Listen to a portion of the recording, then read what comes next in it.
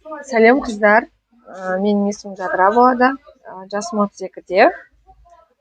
Қазіргі таңда 10 жылдан асты уже сұлулық әлеміндемін.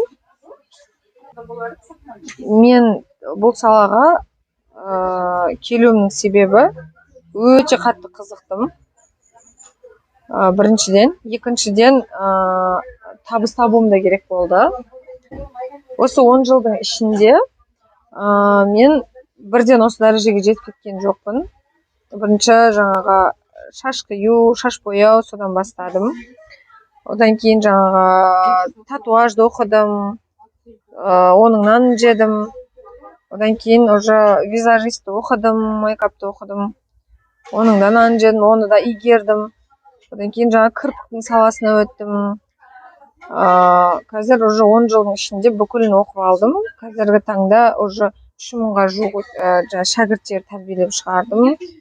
Олар да өзім сияқты қазір ішінде бизнес бастап, жеке салон ашқандар да бар. Кстати, өзімнің жеке салонымды ашып алдым ол орталықта, ол аралықта. Қазіргі таңда тұрақты табысым 1 миллионға жуық. Шүкір, өзімнің жұмысымды өте қатты жақсы көремін. Менде үйренем деген қыз-келіншектер болса, күтемін. Төменге Instagram парақшамды белгілеп кетемін. Неге мән бересің қойып жатқан кезде? Неге? Аккуратно қоюға мән береміз бірінші. Кірпіктің несіне жаңа мән береміз. Және де Алло Айрин каналынан келген қыз-келіншектерге скидка жасаймын.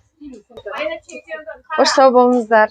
Бірінші неге мән береміз? Бірінші адамның түріне жаңағы лайықты, жарасатын ұзындықты таңдап аламыз бірінші.